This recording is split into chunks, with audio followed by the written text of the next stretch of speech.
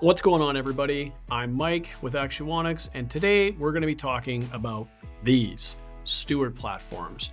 Now, over the years, we've had a lot of clients, universities, companies use our products to build Stewart Platforms, and these ones were actually developed by us here at Actuonix. Stewart Platforms are used for a variety of things in testing and research, photography, special effects. They have a lot of uses. And we thought we'd design a couple using different actuator models just to kind of see what we can come up with. So this one here uses our S20 stepper actuators.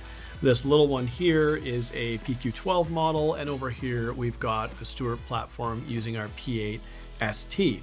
Now, we haven't really settled on what we're going to do with this exactly. This might end up being a kit that we offer or a standalone product. But if you have any ideas, if you're looking to get a Stewart platform, reach out to me at marketing@actuonix.com and we can talk more about this and how we could maybe get you one for your own usage. So that's it for this one. Just a brief video to show you guys the different Stewart platforms that we've been working on.